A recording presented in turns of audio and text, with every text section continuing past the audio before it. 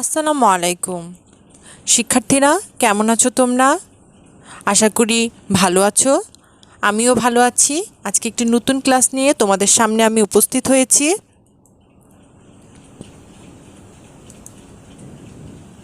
Police line school and কলেজের online ক্লাসে তোমাদের সবাইকে স্বাগতম। প্রথমে আমি আমার পরিচয় জানিয়ে দিচ্ছি। আমি জিন্নাত আরা, সহকারী শিক্ষক, সমাজবিজ্ঞান, police line school and college, Rangpur. শিক্ষার্থীরা, প্রথমেই আজকে আমি বাংলাদেশ ও বিশ্ব পরিচয়ের নবম শ্রেণীর অষ্টম অধ্যায় বাংলাদেশের গণতন্ত্র ও নির্বাচন নিয়ে আলোচনা করব।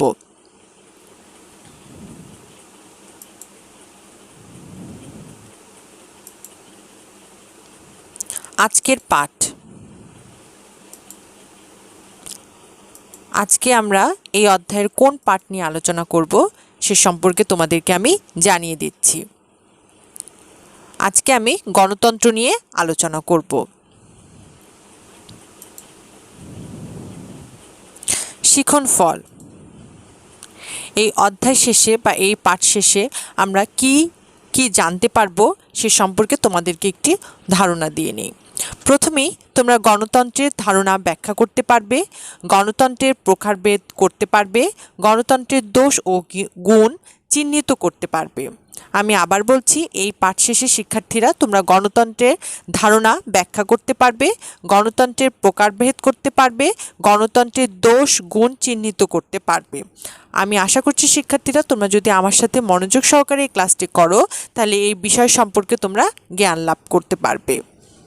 তো শিক্ষার্থীরা চলো আমরা আমাদের মূল ক্লাসে চলে যাই। প্রথমে আমি গণতন্ত্রের ধারণা দেব বা গণতন্ত্র কী, গণতন্ত্র সম্পর্কে কোন কোন রাষ্ট্রবিজ্ঞানীরা কি মন্তব্য দিয়েছেন এ সম্পর্কে আমি একটু তোমাদের সাথে আলোচনা করব। তোমরা প্রয়োজন মনে করলে তোমরা পাঠ্য বইয়ের সাথে এই আমার আলোচনাগুলো মিলিয়ে দেখতে পারো। তো শিক্ষার্থীরা চলো আমরা গণতন্ত্রের ধারণা সম্পর্কে জানি। প্রথমে আব্রাহাম লিঙ্কনের মতে গণতন্ত্র হচ্ছে জনগণের জন্য ও জনগণের দ্বারা নির্বাচিত সরকার ব্যবস্থা। অধ্যাপক গেটেলের মতে যে শাসন ব্যবস্থায় জনগণ সার্বভৌম ক্ষমতার প্রয়োগে অংশ নেয়ার অধিকারী তাই গণতন্ত্র। গণতন্ত্র হচ্ছে মূলত সংখ্যাগরিষ্ঠের স্বার্থে গঠিত ও পরিচালিত সরকার ব্যবস্থা। সাধারণ কথায় আমরা গণতন্ত্র বলতে বুঝি গণতন্ত্র হচ্ছে মূলত সংখ্যাগরিষ্ঠের স্বার্থে গঠিত ও পরিচালিত সরকার ব্যবস্থা। তো গণতন্ত্র সম্পর্কে তোমাদেরকে আমি মোটামুটি একটু ধারণা দিয়ে দিলাম বা বিভিন্ন রাষ্ট্রবিজ্ঞানীরা এ সম্পর্কে কি মন্তব্য করেছে সে সম্পর্কে তোমাদের সঙ্গে আমি আলোচনা করলাম। আশা করি শিক্ষার্থীরা তোমরা বুঝতে পেরেছ। এরপরে চিত্রটি শিক্ষার্থীরা তোমরা একটু ভালো করে দেখো।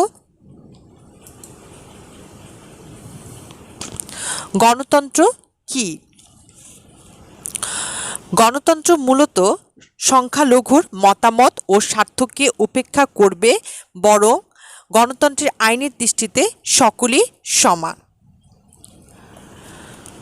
সুতরাং গণতন্ত্র 20 শতকের একটি জনপ্রিয় ধারণা যা বর্তমানে সরকার পরিচালনার সর্বশ্রেষ্ঠ ব্যবস্থা হিসেবে প্রতিষ্ঠিত হয়েছে। এ কারণে গণতন্ত্র সমাজ ও রাষ্ট্র সংক্রান্ত অধ্যয়নযোগ্য বিষয়াবলীর মধ্যে গুরুত্বপূর্ণ। তো গণতন্ত্র কি আমি একটু আগে তোমাদেরকে বলেছি যে গণতন্ত্র হচ্ছে মূলত সংখ্যাগরিষ্ঠের স্বার্থে গঠিত ও পরিচালিত সরকার। এর অর্থ এই নয় যে গণতন্ত্র সংখ্যালঘুর মতামত ও স্বার্থকে উপেক্ষা করবে, বরং গণতন্ত্রে আইনের দৃষ্টিতে সকলই সমান। সুতরাং গণতন্ত্র 20 শতকের একটি জনপ্রিয় ধারণা যা বর্তমানে সরকার পরিচালনার সর্বশ্রেষ্ঠ ব্যবস্থা হিসেবে প্রতিষ্ঠিত হয়েছে। এ কারণে গণতন্ত্র সমাজ ও রাষ্ট্র সংক্রান্ত অধ্যয়নযোগ্য বিষয়াবলীর মধ্যে গুরুত্বপূর্ণ। আশা করি গণতন্ত্র কি বা কাকে বলে এ সম্পর্কে তোমরা বুঝতে পেরেছ। এবারে আমরা গণতন্ত্রের উৎপত্তি ও বিকাশ সম্পর্কে জানব। তার আগে আমরা ছবিগুলো ভালো করে লক্ষ্য করি। শিক্ষার্থীরা তোমরা ছবিগুলো মনোযোগ সহকারে দেখো।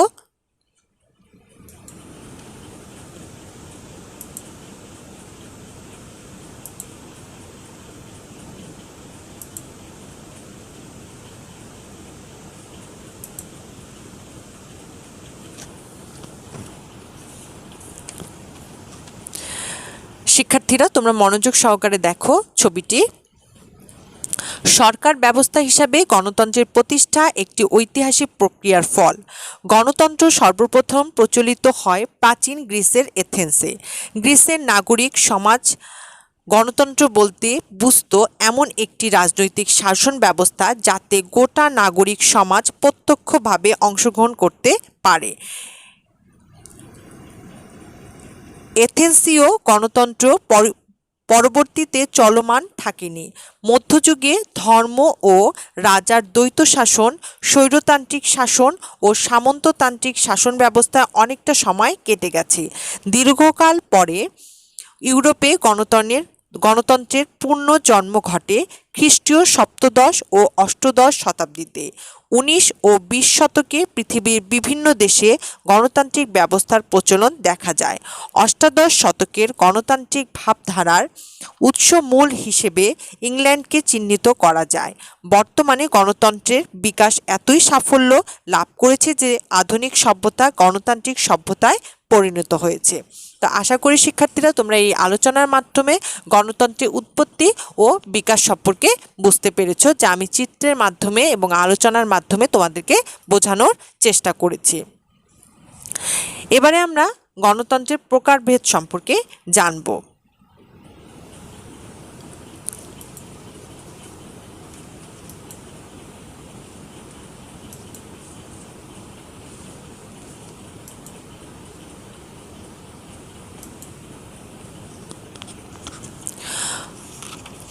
গণতন্ত্র সাধারণত দুটি পদ্ধতিতে কার্যকর হয়। একটি হলো প্রত্যক্ষ গণতন্ত্র, আরেকটি হলো পরোক্ষ গণতন্ত্র। প্রত্যক্ষ গণতন্ত্র কাকে বলে আমরা একটু দেখি।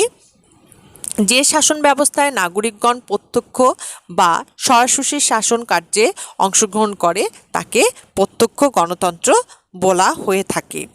প্রাচীন গ্রিসের ক্ষুদ্র ক্ষুদ্র নগর রাষ্ট্রগুলোতে প্রত্যক্ষ গণতন্ত্র প্রচলিত ছিল। রাষ্ট্রের সকল নাগরিক আইন প্রণয়ন, রাষ্ট্রীয় সিদ্ধান্ত গ্রহণ, কর ধার্য, বিচার কার্য পরিচালনা সহ অন্যান্য ক্ষেত্রে সরাসরি অংশগ্রহণ করত। সে সময় নাগরিকের ধারণা সীমাবদ্ধ ছিল। রাষ্ট্রের সকলেই নাগরিকত্বের সম্মান পেত না। আধুনিক রাষ্ট্র আয়তনে বিশাল, এর জনসংখ্যাও বেশি। এ অবস্থায় প্রত্যক্ষ গণতন্ত্র চর্চার সুযোগ কম। তবে সুইজারল্যান্ডের কয়েকটি অঞ্চলে আংশিকভাবে এখনও প্রত্যক্ষ গণতন্ত্র ব্যবস্থা চালু আছে। তো আশা করি শিক্ষার্থীরা তোমরা এই আলোচনার মাধ্যমে প্রত্যক্ষ গণতন্ত্র কাকে বলে এ সম্পর্কে বুঝতে পেরেছে। এবারে আমরা পরোক্ষ গণতন্ত্র নিয়ে আলোচনা করব। যে শাসন ব্যবস্থায় নাগরিকগণ সরাসরি অংশগ্রহণ না করে প্রতিনিধি নির্বাচনের মাধ্যমে শাসন কার্যে অংশগ্রহণ করে তাকে পরোক্ষ গণতন্ত্র বলে। এ পদ্ধতিতে সাধারণত নাগরিকগণ সরাসরি শাসন কার্যে অংশগ্রহণ করেন না। পরোক্ষ গণতন্ত্রে নির্বাচিত প্রতিনিধিরাই আইন প্রণয়ন সহ শাসন কার্য পরিচালনার দায়িত্বে নিয়োজিত থাকেন। আধুনিক গণতান্ত্রিক রাষ্ট্রে পরোক্ষ বা প্রতিনিধিত্বমূলক গণতন্ত্রই প্রচলিত রয়েছে। তো আশা করি শিক্ষার্থীরা তোমরা পরোক্ষ গণতন্ত্র কাকে বলে বা পরোক্ষ গণতন্ত্র কি এ সম্পর্কে তোমরা বুঝতে পেরেছো।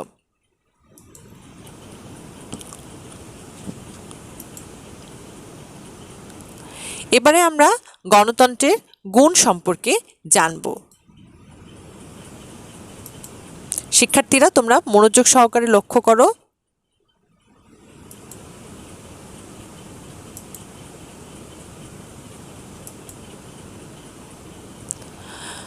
গণতন্ত্রের গুণ: আইনের শাসন, দায়িত্বশীল শাসন, জনমত দ্বারা পরিচালিত, জনস্বার্থকে প্রাধান্য দেয়, ব্যক্তি স্বাধীনতা, বাক স্বাধীনতা। এগুলোই মূলত গণতন্ত্রের গুণ। তো গণতন্ত্রের গুণগুলো সম্পর্কে আমি এখন বিস্তারিত তোমাদের সঙ্গে আলোচনা করছি। তোমরা মনোযোগ সহকারে আমার এই আলোচনাটি শোনো। গণতন্ত্রের সুন্দর দিকগুলো হলো গণতন্ত্রের আইনের অনুশাসন প্রতিষ্ঠিত হয়। এটি হলো দায়িত্বশীল শাসন ব্যবস্থা। এই শাসন ব্যবস্থায় সরকার জনগণের প্রত্যক্ষ ভোটে নির্বাচিত হয় এবং জনগণের কাছে সরকারের জবাবদিহিতা থাকে। গণতান্ত্রিক শাসন ব্যবস্থা হলো জনমত দ্বারা পরিচালিত সরকার। স্বৈরাচারী পন্থায় নিয়ন্ত্রণ, দমন, নিপীড়নমূলক আচরণ ও শাসন ব্যবস্থায় কোনো ক্রমেই কাম্য নয়। গণতান্ত্রিক শাসন ব্যবস্থায় রাষ্ট্রীয় নীতি নির্ধারণের ক্ষেত্রে জনগণের স্বার্থকে প্রাধান্য দেওয়া হয়। এ ব্যবস্থায় জনগণের ব্যক্তি স্বাধীনতা ও বাক স্বাধীনতা স্বীকৃত, ফলে তাদের মধ্যে রাজনৈতিক চেতনার সৃষ্টি হয়। এ ব্যবস্থায় সরকার জনগণের সরকার হিসাবে বিবেচিত। জনগণের আস্থা হারালে এ সরকার টিকে থাকতে পারে না। এ ব্যবস্থায় ব্যক্তি তার আত্মবিকাশের সর্বাধিক সুবিধা ভোগ করে। তদুপরি গণতন্ত্র হচ্ছে কল্যাণকামী সরকার। এর মূল উদ্দেশ্য হলো জনকল্যাণ সাধন করা। তো আশা করি গণতন্ত্রের যে গুণগুলো এর সম্পর্কে তোমরা বুঝতে পেরেছো এবং আলোচনার মাধ্যমে গণতন্ত্রের যে গুণাবলীগুলো রয়েছে সেগুলো আমি তোমাদেরকে বললাম।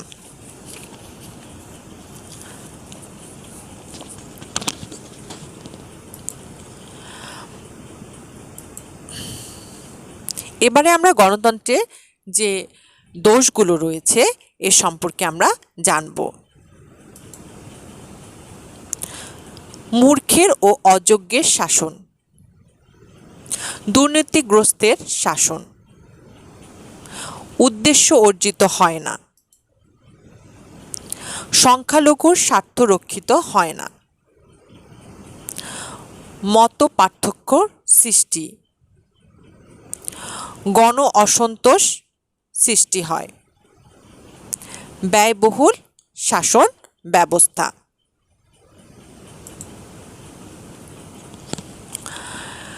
তো শিক্ষার্থীরা, যে গণতন্ত্রের যে দোষগুলো এগুলো সম্পর্কে আমি কিছু পয়েন্ট বা বিষয় দিয়েছি, যেগুলোর মাধ্যমে তুমি গণতন্ত্রের যে দোষগুলো সেগুলো তুমি বুঝতে পারবে।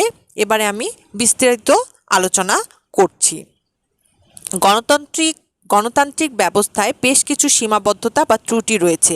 প্রাচীনকালের প্রখ্যাত মনীষী ও দার্শনিকগণ যেমন প্লেটো ও এরিস্টটল গণতন্ত্রকে মূর্খ বা অযোগ্যের শাসন ব্যবস্থা বলে অভিহিত করেছেন, কেননা সংখ্যাগরিষ্ঠের শাসন হিসাবে গণতন্ত্রের নির্বাচনের মাধ্যমে অজ্ঞ, অযোগ্য ও দুর্নীতিগ্রস্ত ব্যক্তিও শাসন ক্ষমতায় অধিষ্ঠিত হতে পারে। ফলে উপযুক্ত লোকের অভাবে গণতন্ত্রের উদ্দেশ্য অর্জিত হয় না এবং শাসনকার্য পরিচালনায় নানা ধরনের সমস্যা দেখা দেয়। বাস্তবে গণতন্ত্র সংখ্যাগরিষ্ঠের শাসনে পরিণত হয়। সংখ্যালঘুরা আইনসভায় তাদের প্রতিনিধি প্রেরণ করতে পারে না, ফলে তাদের অভাব অভিযোগ সম্পর্কে সরকার উদাসীন থাকতে পারে। গণতন্ত্রে বহু পরস্পর বিরোধী মত ও ধারণা দেখা যায়। এতে বিভিন্ন ক্ষেত্রে মতপার্থক্য, সংঘর্ষের সৃষ্টি হয় এবং জাতীয় সংহতি বিনষ্ট হতে পারে।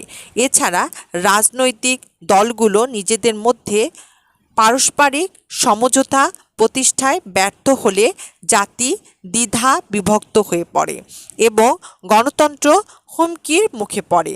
অনুন্নত দেশগুলোতে সরকারি দল নিজ দলের স্বার্থের প্রতি লক্ষ্য রেখে শাসনকার্য পরিচালনা করে থাকে, ফলে নিরপেক্ষতা নষ্ট হয়। এতে করে গণ অসন্তোষ দেখা দেয়। গণতন্ত্র তুলনামূলক ব্যয়বহুল শাসন ব্যবস্থা। ঘন ঘন নির্বাচনের ব্যবস্থা, জনমত গঠন, ব্যাপক প্রচার কার্য ইত্যাদিকে কেন্দ্র করে সরকার, রাজনৈতিক দল ও প্রার্থীদের প্রচুর অর্থ ব্যয় করতে হয়। তো আশা করি শিক্ষার্থীরা এই আলোচনার মাধ্যমে তোমরা গণতন্ত্রের যে দোষগুলো এ সম্পর্কে জানলে। আমি যে শিখন ফলটি দিয়েছি এর মাধ্যমে তোমরা নিশ্চয়ই যে বিষয়গুলো আমি শিখন ফলে দিয়েছি, যেমন হচ্ছে গণতন্ত্র কাকে বলে বা গণতন্ত্র সম্পর্কে ধারণা লাভ করবে, তারপর গণতান্ত্রিক যে প্রকারভেদ এ সম্পর্কে তোমাদেরকে আমি আলোচনা করলাম এবং সর্বশেষে গণতন্ত্রের দোষ ও গুণ সম্পর্কে আলোচনা করলাম। আশা করি শিক্ষার্থীরা তোমরা যদি মনোযোগ সহকারে ক্লাসটি করে থাকো তাহলে অবশ্যই এই বিষয়গুলো তোমরা বুঝবে। এবারে আমি একটি কাজ দিয়েছি, এই কাজটি তোমরা ঝটপট খাতা কলম বের করে তোমরা লিখে ফেলো। তো কাজটি কি আমরা একটু দেখি। প্রথম কাজটি হচ্ছে গণতন্ত্রের গুণাবলীর একটি তালিকা তৈরি করো। দ্বিতীয় কাজটি হচ্ছে গণতন্ত্রের দোষগুলোর একটি তালিকা তৈরি করো। তোমরা বাসায় অবস্থান করে এই কাজগুলো নিজেরাই করার চেষ্টা করবে। আমি প্রশ্নটি আবার বলছি। প্রথম কাজ হলো গণতন্ত্রের গুণাবলীর একটি তালিকা তৈরি করবে। দ্বিতীয় কাজটি হলো গণতন্ত্রের দোষগুলোর একটি তালিকা তৈরি করবে। এবারে মূল্যায়ন। এতক্ষণ ধরে যে আমি এই আলোচনাগুলো করেছি সেখান থেকে তোমরা কি বুঝতে পেরেছো এ সম্পর্কে জানার জন্য আমি কিছু মূল্যায়ন অর্থাৎ সংক্ষিপ্ত প্রশ্ন দিয়েছি। আশা করি তোমরা এই প্রশ্নগুলোর উত্তর নিজেরাই করার চেষ্টা করবে এবং উত্তর দিতে পারবে। প্রথম প্রশ্নটি হচ্ছে গণতন্ত্র কাকে বলে। দ্বিতীয় প্রশ্নটি হচ্ছে আব্রাহাম লিঙ্কন প্রদত্ত গণতন্ত্রের সংজ্ঞাটি কি বলো। সর্বপ্রথম গণতন্ত্র কোথায় প্রচলিত হয়। গণতন্ত্রের একটি দোষ ও একটি গুণ বলো। শিক্ষার্থীরা তোমরা ঝটপট খাতা কলম বের করে এই প্রশ্নগুলো লিখে ফেলো এবং নিজেরাই উত্তর দেওয়ার চেষ্টা করো। গণতন্ত্রের ইংরেজি শব্দটি কি। আমি প্রশ্নগুলো আবার বলছি। গণতন্ত্র কাকে বলে। আব্রাহাম লিঙ্কন প্রদত্ত গণতন্ত্রের সংজ্ঞাটি বলো। সর্বপ্রথম গণতন্ত্র কোথায় প্রচলিত হয়। গণতন্ত্রের একটি দোষ ও একটি গুণ বলো। গণতন্ত্রের ইংরেজি শব্দ কি।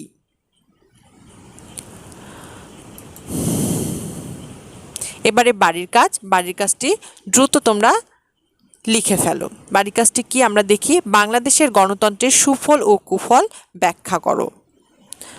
আমি প্রশ্নটি আবার বলছি। বাংলাদেশের গণতন্ত্রের সুফল ও কুফল ব্যাখ্যা করো। যখন প্রতিষ্ঠান খুলবে তখন নিজ নিজ ক্লাসে বাংলাদেশ ও বিশ্ব পরিচয় শিক্ষকের কাছে প্রয়োজন মনে করলে তোমরা বাড়ির কাজটি দেখিয়ে নিতে পারো। তো আজকে এ পর্যন্তই।